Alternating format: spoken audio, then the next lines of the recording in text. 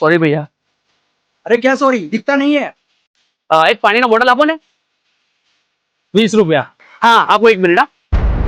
मारो वॉलेट। अरे मारो वॉलेट कहीं पड़ी गયું यार। આજે તો મેર પડી ગયો, બહુ મોટો બકરો આવી ગયો છે હાથમાં. હે 300 રૂપિયા? અરે યાર આ તો કંજૂસ લાગે છે.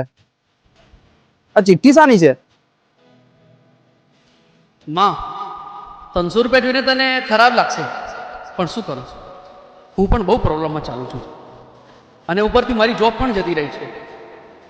પણ માં તું ટેન્શન ના લેતી, હું બીજી જોબ શોધી કાઢીશ અને હા બહુ પૈસા કમાઈશ અને તને મોકલીશ પૈસા.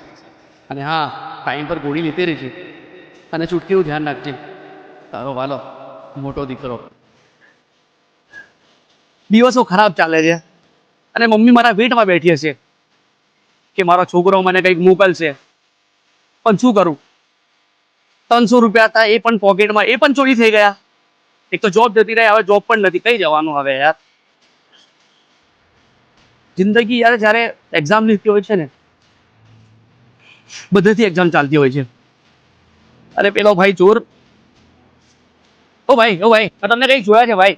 અરે મારા ભાઈ, આ દુનિયા બહુ મોટી ગોળ છે, મારા જેવા 7 લોકો ફરતા હશે. ના ભાઈ, મારી આંખો ધોકો ના થાય, ભલે સાચ ચલાવે પણ મેં તમને જ જોયા છે ભાઈ. અરે ભાઈ તમે તો પાછળ પડી ગયા યાર મારી. હોઈ શકે યાર, મારી આંખો બી હવે કમજોર પડી ગઈ છે. એક તો ગરીબી, ઉપરથી ખરાબ દિવસો, જોબ જતી રહી. લાઈફમાં યાર ખુશ રહો, ટેન્શન ના લો.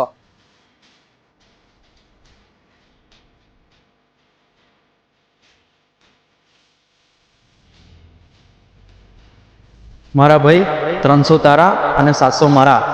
તારા ચિઠ્ઠીની અંદર જે એડ્રેસ હતું એ તારી માને મેં મોકલી દીધા છે. માં તારી હોય કે માં મારી હોય, માં એ માં કહેવાય. અને મારા વીરા, તું ટેન્શન ના લેતો, લાઈફમાં બધું આવું ચાલ્યા કરે. જ્યારે તારી ચિઠ્ઠી મેં પડી ત્યારે હું અંદરથી એકદમ હલી ગયો હતો અને મારું દિલ એકદમ બદલાઈ ગયું હતું.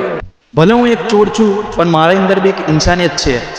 અને ફિલ્મોમાં સાંભળ્યું હતું અને આજે જોઈ બી લીધું, તો એક સાચો મુકંદરનો સિકંદર છું.